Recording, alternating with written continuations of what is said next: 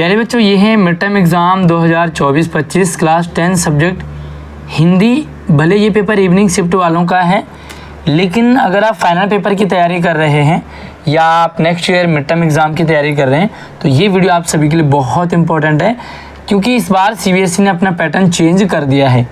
आइए शुरू करें, पेपर देखेंगे, साथ में इसके आंसर भी शेयर करेंगे। उससे पहले वीडियो को लाइक करके अपने दोस्तों को भी शेयर कीजिएगा। चैनल पर पहली बार आए हो तो सब्सक्राइब ज़रूर कर लेना, क्योंकि यहाँ पर आपको सिर्फ और सिर्फ एजुकेशनल अपडेट ही मिलती है। देखिए, सबसे पहला जो प्रश्न है वो हमारे पास अनरीड पैसेज होता है, यानी कि ये आपकी क्षितिज कृतिका से नहीं है। पैसेज को आप पढ़ें, मैंने एक बार पढ़ लिया है, आप इसे ज़रूर पढ़ें, क्योंकि मैं पैसेज के लिए मैंने सेपरेट वीडियो बनाया है कि पैसेज से आंसर कैसे छांटने हैं। तो पैसेज यहाँ पर जो है इंडिया गेट और इंडिया गेट के आसपास जो भी चहल पहल है उसके बारे में है। तो पहला प्रश्न है यहाँ पर कि प्रस्तुत गद्यांश जो है किस विषय पर केंद्रित है, तो ये इंडिया गेट पर केंद्रित है। ठीक है, आपने पैसेज पढ़ लिया होगा तो आपको आंसर मिल जाएगा। काफ़ी सारा चेंज इस बार किया सीबीएसई ने, तो पूरे चेंज को भी समझते हैं। दूसरा है इंडिया गेट के आसपास सड़क पार करने में लोगों को हिचकिचाहट क्यों होती है। क्यों होती है भाई? बहुत भीड़ भाड़ है, सामने से आते तेज़ वाहनों की जो रफ्तार वाले वाहन हैं उनके कारण लोगों को हिचकिचाहट होती है, कभी आगे जाते हैं कभी पीछे आते हैं, है ना। अब यहाँ पर कथन और कारण वाले सवाल हैं, बच्चे इनको बहुत गलती करते हैं, ध्यान से समझें। यहाँ पर पहला जो कथन है कि बाहर से आने वालों के लिए दिल्ली किसी भीड़ में खो जाने जैसी है, ये स्टेटमेंट पैसेज में है। इसका मतलब यही है कि अन्य गांव और कस्बों में दिल्ली की तुलना भीड़ कम है। भाई जब दिल्ली में लोग खो जाते हैं क्योंकि गांव में भीड़ दिखती नहीं है। इसका मतलब पहला कथन भी सही है और दूसरा कथन भी सही है, और दोनों एक दूसरे की व्याख्या करते नज़र आ रहे हैं। चलिए, इसका आंसर आपको क्या करना होता है ऐसी कंडीशन में। देखिए, यहाँ पे लिखा है कि एक सही है दूसरा गलत है, तो ये तो है ही नहीं। और सिंपल से मैंने आपको पहले बता दिया था कि इसमें जो है दोनों, यहाँ लिखा दोनों गलत है, तो दोनों गलत तो बिल्कुल नहीं है दोनों सही है ना। अब तीसरा वाला हमारा सही है कि कथन भी सही है, कारण भी सही है, व्याख्या भी एक दूसरे के कर रहे हैं। अगला सवाल है कि अमर जवान ज्योति के निर्माण में किस तरह के पत्थरों का प्रयोग हुआ है, तो ये पैसेज में आपको इजीली आंसर मिल जाएगा, और मैंने यहाँ पर इसे अंडरलाइन भी किया है। ये सैंडस्टोन के चुनिंदा पत्थरों से बनाया गया, तो यहाँ से यहाँ तक आपका आंसर हो जाएगा और आप पूरा इसे एक्सप्लेन कर सकते हैं। अगला प्रश्न देखिए, यहाँ पर जो है पहले क्या होता था कि 5 जो नंबर होते थे वो पाँचों एमसीक्यू होते थे, लेकिन अब इन्होंने ये एक्स्ट्रा बढ़ा दिया। आई थिंक ये 2-2 नंबर के प्रश्न हैं जहाँ तक मुझे लग रहा है। यस, ये 2-2 नंबर के, देखो है ना, 3 1-1 नंबर के हैं और 2 2-2 नंबर के। तो ये इस बार से इन्होंने चेंज किया है। सवाल है कि गद्यांश में वर्णित इंडिया गेट के दृश्य भावुक करने वाला क्यों है। देखिए, इंडिया गेट पर जो पत्थर हैं, जो टाइल हैं, उनमें युद्ध में जो शहीद हुए हमारे वीर सैनिक भारत के, उनके नाम लिखे हैं, तो कहीं ना कहीं उनकी याद आती है, तो हम क्या हो जाते हैं, भावुक हो जाते हैं। ठीक है, अगला हमारे पास एक कविता है, थके हारे मुसाफिर की सेवा सत्कार कर लेने से, मतलब जो भी सेवा भाव यहाँ पर इस कविता की अंशों में हमें मिलता है काव्य खंड में। अब हमारे पास जो प्रश्न है कि कवि को अपनी थकान उतरने का अनुभव कब होता है, तो कब होता है कवि अपनी थकान कब मिटाता है, जब थके हुए राहगीरों की सेवा कर लेता है। भाई कई लोग क्या होता है दूसरों की सेवा करने में रिलैक्स महसूस करते हैं, और कई लोग दूसरों को परेशान करने में भी रिलैक्स महसूस करते हैं। दुखी व्यक्ति की सहायता करना कविता की किन पंक्तियों का आशय है, तो अगर आप इसे डिटेल और ध्यान से पढ़ेंगे तो रोने वालों के अधरों पर अपनी मुरली धर देने से, है ना। अगला देखो, कथन और कारण फिर से आ गए। अब यहाँ पे ध्यान से देखेंगे तो याचक का आशीष लिए बिन स्वर्ग नहीं मिलता दानी को, ये एक कथन है। और दूसरा है कि दान करने से नर्क की प्राप्ति नहीं होती है। तो सिंपल सी बात है, पहला तो गद्यांश में है, ये तो बिल्कुल सही है, लेकिन दान करने से नर्क की प्राप्ति होती है, ये बिल्कुल गलत है। तो अब आपका पहला ही आंसर बिल्कुल करेक्ट है कि भैया ए तो सही है लेकिन आर गलत है। ऐसे आपको आंसर ढूंढना है। और यहाँ पर आपको फिर से 2 सवाल थोड़ा सा बड़े लिखने हैं आपको, है ना। तो लिखने वाले टाइप के आंसर में इस बार आपको नया देखने को मिला है। और ग्रामर में भी बहुत सारा चेंजेज है। तो आप हर एक टॉपिक की वीडियो हमारे चैनल पे चैप्टर की वीडियो देख सकते हैं। किस स्थिति में कवि ने अपनी नौका पार होते देखा, किस स्थिति में? तो संकट में व्यक्ति की सहायता जब उसने की, तो भैया सिंपल सी बात है, जब हम किसी की मदद करते हैं तो अपनी नौका भी पार हो जाती है और हमें सुकून भी मिलता है। प्रस्तुत कविता मनुष्य के भीतर किस प्रकार के गुणों का समावेश करती है ना। सिंपल सी बात, इसमें सेवा भाव है, परोपकार की भावना है, दूसरों की मदद करना है, दूसरों की सेवा करना, दूसरों के बारे में सोचना, दूसरे के दुख दूर करने की भावना। तो इस तरह से आप बहुत सारा यहाँ पर इसकी ऑप्शन है। तो आप कुछ भी कर सकते हैं, कुछ भी लिख सकते हैं, मतलब जो भी आपको ठीक लगे। अब आपको वाक्य भेद बताने, कर्तृकर्म सरल, संयुक्त और मिश्रित, तीनों जो वाक्य भेद हैं उसके टॉपिक मैंने वीडियो बनाया है सेपरेट हमारे व्हाट्सएप चैनल, इंस्टाग्राम आईडी, जहाँ भी आप डिमांड करना चाहेंगे जिस टॉपिक का, आपको वहाँ पे मिल जाएगा। चलिए आगे देखेंगे। सबसे पहला जो प्रश्न है वो ये है कि आत्मकथ्य जयशंकर प्रसाद द्वारा रचित है, ये वाक्य कौन सा है? तो ये भैया सरल वाक्य है, ठीक है, सरल है बिल्कुल, कोई इसमें झंझट नहीं है और आप आराम से इसे समझ भी लेंगे। हादर साहब को उधर से गुजरने पर मूर्ति में अंतर दिखाई दिया। अब इसको आपको मिस्र में बदलना है। तो मिस्र में बदलने के ज्यों, जब, जहाँ, जितना आपको जोड़ना पड़ेगा। तो हम जब जोड़ के देखें, जब हादर साहब उधर से गुजरे तब उन्होंने मूर्ति में अंतर दिखाई दिया, उन्हें मूर्ति में अंतर दिखाई दिया, ठीक है। या जैसे ही हादर साहब उधर से गुजरे वैसे ही उन्होंने मूर्ति पे अंतर, उन्हें मूर्ति में अंतर दिखाई दिया। आप कुछ भी लिख सकते हैं। अगला है मन उदास हो गया और भीतर पिघलने लगा, पिछलने लगा, तो ये वाक्य भेद आपको बताना है भैया, और जुड़ा हुआ है तो आपका संयुक्त वाक्य है, ठीक। ओके, अगला जो प्रश्न है वो है जीव के आगे बढ़ने पर हिमालय विशाल होता जाता है। इसको आपको संयुक्त वाक्य में बदलना है। संयुक्त वाक्य में बदलने के लिए आपको 2 सेंटेंस बनाने हैं, कोई कंजक्शन जोड़ना है। तो क्या लिखेंगे आप कि जीप आगे बढ़ती है, देखो जीप को आगे बढ़ाओ, जीप आगे बढ़ती है और हिमालय विशाल होता जाता है, या जीप आगे बढ़ी, आगे बढ़ जाती है, मतलब आगे बढ़ती है और हिमालय, तो ये संयुक्त हो गया। अगला देखो, कहा जा चुका है कि मूर्ति संगमरमर की थी। अब ये क्योंकि की लगा हुआ है तो ये मिश्र है। अब मिश्र है तो इसमें प्रश्न दिया है कि आश्रित उपवाक्य छांटेंगे और इसका भेद भी बताना है कि आश्रित उपवाक्य कौन सा है।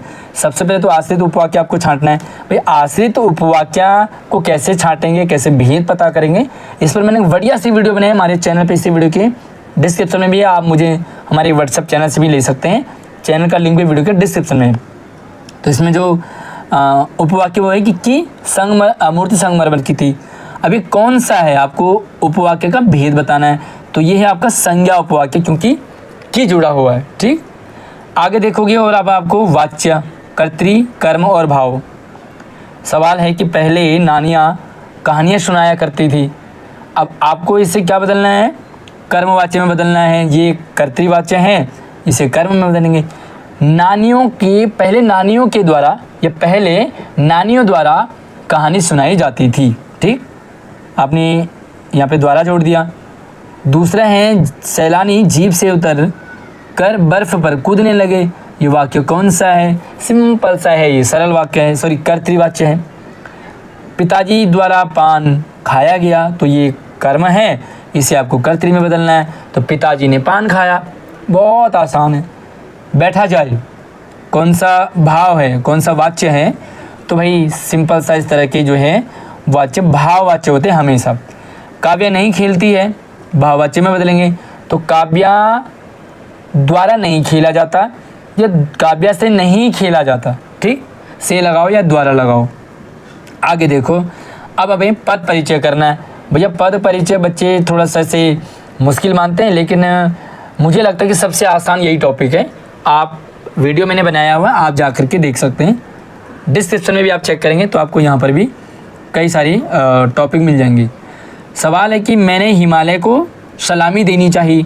यहाँ पर आपको हिमालय का पद परिचय करना है, जो भी अंडरलाइन है। तो सिंपल सा आप यहाँ पे लिखेंगे हिमालय। हिमालय लिख दिया, डैश कर दिया। हिमालय क्या है भाई? सबसे पहले संज्ञा है। ये संज्ञा कैसा है? व्यक्तिवाचक, तो आप लिखेंगे व्यक्तिवाचक संज्ञा। फिर कोमा डालेंगे तो हिमालय क्या पुल्लिंग है? हिमालय खड़ा है, हिमालय खड़ी नहीं है, तो ये क्या है? पुल्लिंग हो गया। तीसरा आपने लिख दिया इससे हिमालय जो है वचन, तो वचन कौन सा है? एक वचन है। और ये कर्म कारक है। कर्म कारक क्यों है? क्योंकि इसके पीछे को लगा हुआ है। ठीक, इस तरह से आपको जो भी पॉइंट लगते हैं आप लिख देंगे। आगे देखो, सीख रहा है। अब भैया संज्ञा सर्वनाम तो है नहीं, सीखना क्या है? क्रिया है, और ये इस पर भाषा जुड़ी है, तो ये है आपका सकर्मक क्रिया। ठीक है, सकर्मक क्रिया है। उसके बाद अगर आप देखोगे तो सीख रहा, क्या ये पुल्लिंग है? स्त्रीलिंग नहीं है, पुल्लिंग है। अब क्योंकि सीख रहा है तो एक वचन है कि बहुवचन है? वचन देखेंगे तो ये हमारा है एक वचन है। ठीक, इसी तरह से आप 2-3 पॉइंट और लिख देंगे। ये वर्तमान काल है, ये भी आप जोड़ देंगे, वर्तमान काल है। सीख रहा है, क्रिया के साथ काल जुड़ता है। अब हमारा अगला है कि दोनों खीरों को खिड़की से बाहर धोया। भैया दोनों क्या है? विशेषण है, परिमाणवाचक विशेषण है। और ये विशेष्य खीरा का विशेष है, खीरा विशेष है और ये विशेषण है। आगे देखो, हमें अगला करना है सदा। सदा मतलब रोज, हमेशा। तो ये ना संज्ञा है, ना सर्वनाम है, ना विशेषण है, ये है क्रिया विशेषण। ठीक है, तो बस आपको लिखना है। और क्रिया विशेषण कौन है? कालवाचक। सदा, कभी कभी, ये समय को बताते हैं, तो ये कालवाचक क्रिया विशेषण है। ठीक है, तो इस तरह से आप इसका लिख देंगे। 1-2 ही लिखना होता है क्रिया विशेषण में, ज़्यादा नहीं। अगला है तुमने। भाई तुमने क्या है? संज्ञा नहीं है तो सर्वनाम है, क्योंकि संज्ञा की जगह आया, तो आप लिखेंगे सर्वनाम। कौन सा सर्वनाम है? तो ये कौन सा है? पुरुषवाचक सर्वनाम है ना। और मध्यम पुरुष है। अगर आप और भी लिखना चाहोगे तो तुमने जो क्या तुमने कर्मभूमि पढ़ ली, तो ये भैया पुल्लिंग और स्त्रीलिंग दोनों हो सकते हैं, तो आप पुल्लिंग स्त्रीलिंग दोनों लिख दें, क्योंकि ऑब्लिक में पुल्लिंग ऑब्लिक स्त्रीलिंग, क्योंकि ये दोनों में यूज होता है। उसके बाद हम लिखेंगे इसमें एक वचन है, तुमने, है ना, क्योंकि यहाँ पर पढ़ लिया है ना, तुमने पुस्तक पढ़ ली, तो एक के लिए बात हो रही है तो एक वचन है। इस तरह से आप इसमें जोड़ के अपना आंसर कर सकते हैं। और अब बहुत ही इंटरेस्टिंग सा टॉपिक है अलंकार। अलंकार पहचाने, फिल्मी गानों के माध्यम से अलंकारों को समझें। मैंने उस पर भी बढ़िया सी वीडियो डाली है, आप जा करके इस वीडियो के डिस्क्रिप्शन में भी चेक कर सकते हैं। प्रीति नदी, प्रीति नदी में पाँव न बोलिए, तो जब भी आपको इस तरह की एक दूसरे पे आरोपण हो रहा है, यहाँ पर प्रेम रूपी नदी, तो भैया कौन सा है? ये रूपक अलंकार है। ठीक, दूसरा गुर चाटी ज्यों पागी, तो भैया ज्यों कहाँ आता है? उत्प्रेक्षा में। ठीक, आगे देखो, फूल हंसे कलियाँ मुस्काई, तो फूलों के हंसने की बात हो रही है, कलियों के मुस्काने की बात हो रही है, जबकि फूल और कलियाँ दोनों निर्जीव है, मतलब हंस मुस्कुराते नहीं। तो ये है आपका मानवीकरण। ठीक है, अगला है हमारा भगत का व्यवहार कबीर सा खरा था, तो सा क्या है आपका? उपमा। सा सी से सम समान क्या है? उपमा है। और सिर्फ एक गिलास पानी से 100 लोगों की प्यास बुझ गई। भाई कमाल की बात है, एक गिलास से, यहाँ मैं तो 1 लोटा पानी पीता हूँ, लेकिन एक गिलास से 100 लोगों की प्यास बुझ गई। भाई ये है आपका अतिशयोक्ति। ठीक है, क्योंकि भाई इतनी बढ़ा चढ़ा की बात कर रहे हैं। चलिए आगे देखोगे तो ये अब आपके चैप्टर से है। कौन सा चैप्टर है आप मुझे कमेंट में बताएंगे, ये चैप्टर कौन सा है? हालदार साहब वाला, कैप्टन वाला, है ना, सुभाष चंद्र बोस की मूर्ति वाला। तो आप इसे पढ़ें, और पढ़ने के बाद यहाँ पे कुछ प्रश्न हैं, उन प्रश्नों को देखते हैं। पहला प्रश्न है कि 15 दिन के बाद कस्बे से कौन गुजरा? बहुत प्यारा सा इसका आंसर होगा हालदार साहब। हालदार साहब 15 दिन में कस्बे से गुजरते हैं। कस्बे की हृदय स्थली किसे कहा जाता है? तो भैया चौराहा जो है वो कस्बे की हृदय स्थली थी, और इसी चौराहे हृदय स्थली पे बॉस की मूर्ति थी।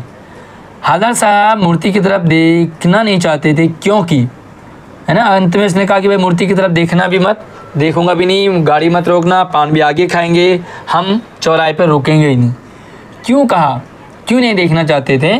क्योंकि उन्हें लगा कि मूर्ति पे चश्मा नहीं होगा, कैप्टन मर गया है, मास्टर बनाना भूल गया है। ठीक, आगे देखो, हादर साहब किस आदत से मजबूर थे? हर बार उनकी आदत थी चौराहे पे रुकने की नहीं, पान खाने की बिल्कुल नहीं, मूर्ति की तरफ देखने की। एक नज़र डाल लें मूर्ति पे, तो ये उनकी आदत थी और इसी के कारण उन्होंने फिर से मूर्ति की तरफ देखा। और इस गद्यांश का केंद्रीय भाव, मुख्य भाव क्या है? स्वतंत्रता सेनानियों का सम्मान ही इसका मुख्य भाव है।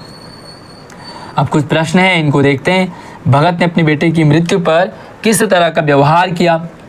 तो भाई भगत की जब बेटे की मृत्यु हो गई तो भगत ने दुख नहीं मनाया। आप लिखेंगे ना कि दुख नहीं मनाया पहला।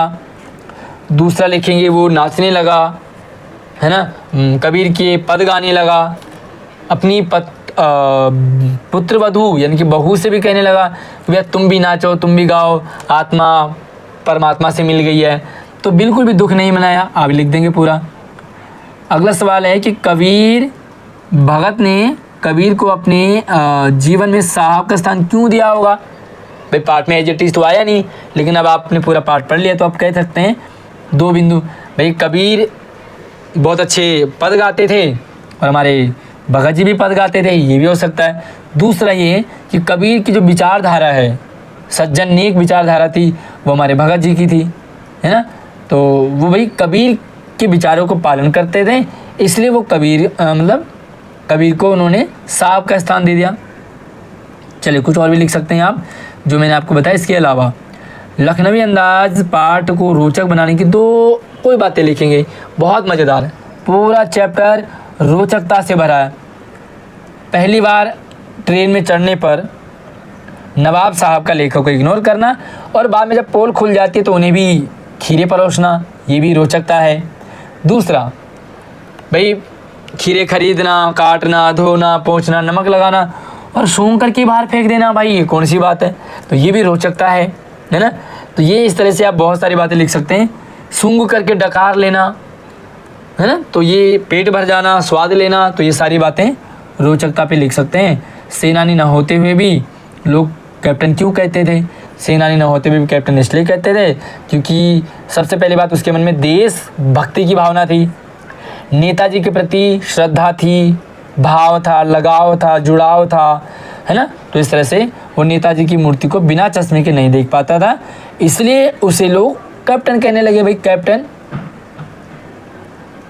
अब ये हमारे पास जो कभी सूर के पद है उससे हैं और यहाँ पर अंत वाला जो अंतिम सूर के पद है वो अंतिम पद है।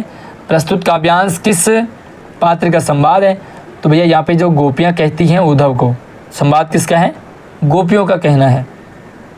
अगला है, गोपियों को लगता था कि कृष्ण की बुद्धि बढ़ गई है। क्यों बढ़ गई है? गोपियों को ऐसा क्यों लगता है कि उसकी बुद्धि बढ़ गई है? भाई योग संदेश लेकर के आया, उन्होंने योग का संदेश भेजा, इसलिए उनको लगा बहुत बड़ी बुद्धि हो गई, अब योग संदेश सुनाएगा हमें। पहले के लोग होते थे कैसे? क्योंकि दूसरों के हित के लिए दौड़े चले आते थे। तो इसमें जो है पहले के लोग कैसे होते थे? भले, है ना। तो ये भले पहले के लोग। कृष्ण ने चलते समय गोपियों की कौन सी वस्तु चुरा ली? चलते समय गाय बकरियाँ तो नहीं चुराई ना, धन तो बहुत था उसके पास, तो क्या था? मन चुराया था, दिल चुराया। उपयुक्त गद्यांश के अनुसार राजा का धर्म कौन सा होना चाहिए? तो भाई राजा का धर्म है जो प्रजा को सताए ना, जो प्रजा की देखभाल करे। तो इसका जो है प्रजा को कोई कष्ट ना हो। तो आप जो है इसका आंसर जो है बी, ठीक है। ध्यान रखना कि प्रजा को कोई कष्ट ना हो। आगे कुछ प्रश्न हैं जो आपको समझने हैं और ये यहाँ से एमसीक्यू के बहुत सारे क्वेश्चन जो है ग्रामर के 16 गायब कर दिए और कुछ गद्यांश के कविता से भी एमसीक्यू गायब कर दिए। गोपियों ने उद्धव को भाग्यवान किस भाव से कहा? वह सिंपल सी बात है, उन्होंने ताने मारे, व्यंग्य मारा है। वो भाग्यवान नहीं बल्कि फूटी किस्मत वाला कह रहे हैं उद्धव को, है ना। ताने मारना, वो उसे व्यंग्य कर रहे हैं, तो इस तरह से आप लिख सकते हैं। राम लक्ष्मण परशुराम संवाद पाठ में लक्ष्मण और परशुराम के स्वभाव के अंतर को आपने बताना है। भाई लक्ष्मण भी क्रोधी, परशुराम भी क्रोधी। लेकिन जो लक्ष्मण है वो व्यंग्य करने वाला है, हंसी मजाक करने वाला है, ये अंतर है। दोनों ताकतवर हैं, लक्ष्मण भी ताकतवर है, परशुराम भी है। लेकिन जो अंतर है वो ये है कि परशुराम सिर्फ क्रोधी है, सिर्फ गुस्से वाले हैं और वो मामले को और उकसा रहे हैं, बढ़ा रहे हैं, शांत नहीं करना चाह रहे हैं। अब लक्ष्मण जो है वो मज़े ले रहे हैं, तो लक्ष्मण का मज़े लेने अंदाज शरारती है, व्यंग्य है, गुस्से वाला भी है और जोश वाला भी है। तो इस तरह से आप इसका आंसर लिख सकते हैं। धनुष के टूट जाने पर लक्ष्मण ने क्या क्या तर्क दिए? भाई पहला पुराना था, दूसरा छूते ही टूट गया, तीसरा देखते ही टूट गया। तो इस तरह से आप इसमें अपने मतलब लॉजिक दे सकते हैं 2-3 जो लक्ष्मण ने दिए। अगला है कि कवि आत्मकथा लिखने से क्यों बचना चाहता है? आत्मकथा पाठ के आधार पे बताइए। सबसे पहली बात तो कि लेखक को लगता है कि भाई मेरी आत्मकथा में कुछ भी मज़ेदार नहीं है, तो इसलिए बचना चाहते हैं। उसमें दुख भरा हुआ, दर्द भरा हुआ है, तो भाई अपना, और वैसे ही वो व्यक्तिगत है, तो क्यों किसी को अपना दुख रोएं, किसी को अपना दर्द बताएं। लोग मजाक बनाते हैं, तो इसलिए वो बचना चाहते हैं कि लोग मेरा मजाक ना बनाएं। आगे देखो, कृतिका से और अकृतिका से जो सवाल होते हैं वो 2 सवाल होते हैं 4-4 नंबर के, इसलिए पौने पेज के करीब आपको आंसर लिखना होता है। साना साना हाथ जोड़ी पाठ के आधार पे एक गाइड के रूप में जितेन नार्गे की भूमिका। भाई गाइड का क्या काम होता है? हर चीज़ के बारे में बताना, हर रास्ते के बारे में बताना, किसी को फंसने मत देना, हर जगह मुश्किलों से बाहर निकाल देना, सारी चीज़ों की जानकारी होना और पोलाइट होना, बस यही था उसको। वहाँ के सिक्किम की पूरी मतलब भौगोलिक, सामाजिक, सब कुछ, प्रकृति कैसी है, कहाँ ठंडा होगा, कहाँ गर्म होगा, सब कुछ पता था। साथ में वो खुशमिजाज भी है, साथ में उसको चाहे धार्मिक हो चाहे आध्यात्मिक हो, मतलब सारी जानकारी है। संवेदनशील भी है। फिर वो ये भी है कि वो मैडम को मेन चीज़ें दिखाना चाहता है। मैडम आप उन चीज़ों को देखिए जिसके लिए आपने पैसे खर्च किए। तो ये सारी चीज़ें आप लिख सकते हैं। जितेन नार्गे में टैलेंट था। आगे देखो, माता कांचल पाठ में बालक अपने पिता से ज़्यादा जुड़ाव था। समस्या आने पर वो पिता के पास न जाकर कि माँ के पास शरण क्यों लेता है? आपको क्या लगता है? भाई हालांकि जो भोलानाथ है वो सारा टाइम मैक्सिमम 80 to 90% पिता के साथ बिताता है। सोना पिता के साथ, उठना पिता के साथ, खेलना, खाना, जो भी कुछ है, मतलब मस्ती करना, चाहे कंधे पे झूलना हो, चाहे मूछें उखाड़नी हो, सब पिता के साथ। लेकिन अंत में जब सांप देखा तो सीधा माँ की शरण में ली।